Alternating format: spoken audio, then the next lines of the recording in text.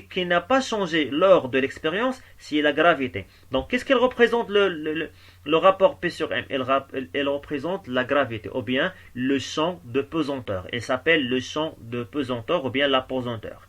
Donc, le champ de pesanteur, c'est le champ exercé par la gravitation d'un astre généralement, ou bien d'une planète. Donc, la relation entre le poids et la masse, c'est P divisé par M, c'est égal à 9, désolé, 9,8, d'après ce qu'on avait dans cette expérience, mais généralement on va la noter par 10, newton par kilogramme. Newton par kilogramme vient parce que le P est là l'unité de newton, et M est là l'unité de kilogramme. Donc G, on va noter l'intensité de la pesanteur par G. Elle vient de gravité. Donc on peut déduire que, ou bien on peut conclure que la relation entre le poids et la masse est définie par la relation suivante. P est égal à M fois G.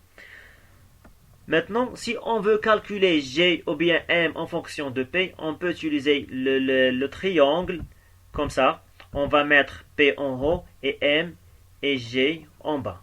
Si on veut calculer G, donc on va trouver que P est égal à M fois G. Si on veut calculer M, M est égal à P sur G, parce que M se trouve, donc on va cacher M par la main, et on va observer que M va égal à P divisé par G. Maintenant, si on veut calculer G, on va cacher G et on va obtenir P divisé par M.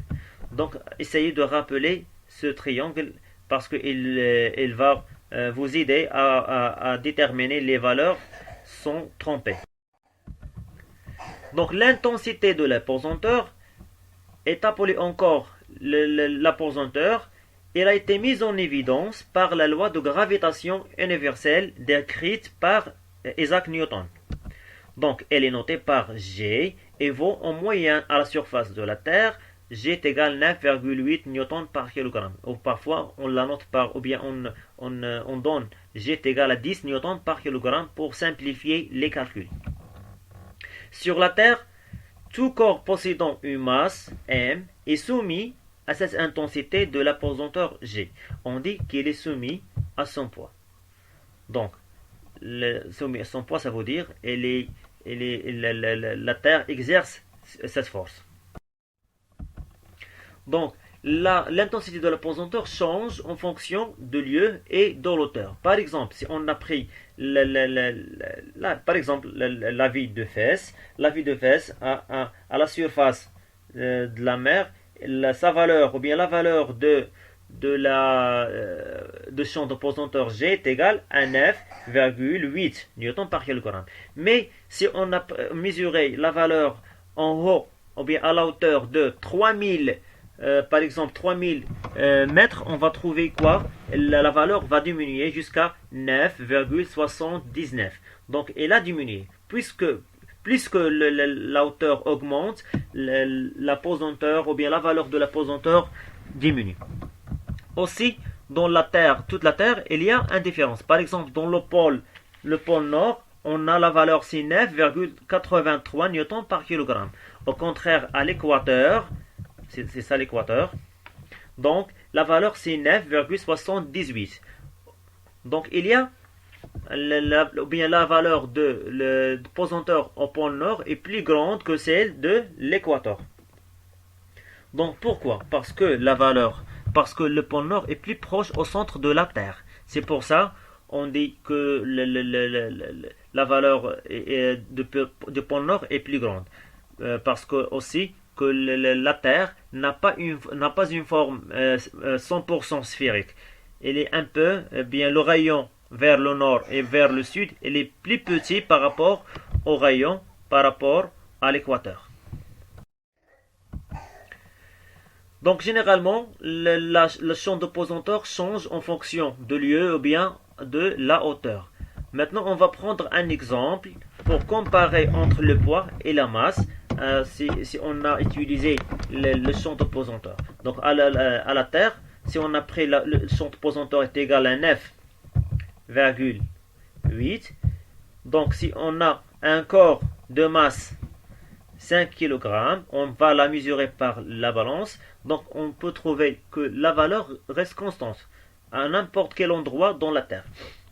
Donc la valeur, ou bien la valeur du poids mesuré va égal à 89. Pourquoi 89? Parce que 5 fois 9,8 va donner 9. Elle vient de la relation P est égal à M fois G. Donc P est égal à M fois G.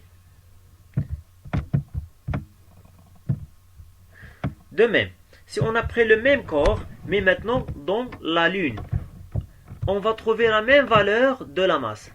Donc, on va déduire que la masse ne varie pas en fonction du lieu, au contraire du poids. Donc, la balance va mesurer, ou bien va donner la même valeur à la Lune et par rapport à la valeur donnée dans la Terre. Au contraire, le poids a changé. Pourquoi le poids a changé? Parce que la pesanteur aussi a changé. Donc la pesanteur dans la Lune, elle vaut à 1,6 newton par kilogramme. Donc 1,6 fois 5 va donner 8. C'est pour ça on peut déduire que la valeur du poids change ou bien varie aussi en fonction de l'endroit et de l'auteur. Donc la masse est constante et le poids est variable. C'est la conclusion qu'on doit retenir dans cette paragraphe. Finalement, je vais vous donner un exercice d'application. On a un support et un fil inextensible et un corps S qui est raccroché par le fil. Donc soit un corps solide S de masse M 500 g.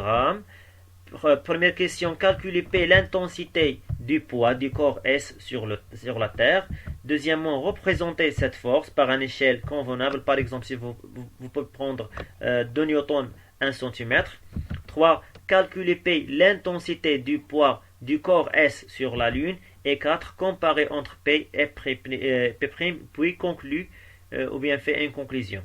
Vous avez besoin des données, la pesanteur de la Terre, sur la Terre et la pesanteur de la Lune. Et la première c'est 10 et la deuxième c'est 1,6. J'espère que vous avez compris ce qu'on a fait. À propos de la correction de cet exercice, on va la mettre dans le prochain vidéo, Inch'Allah. Et merci.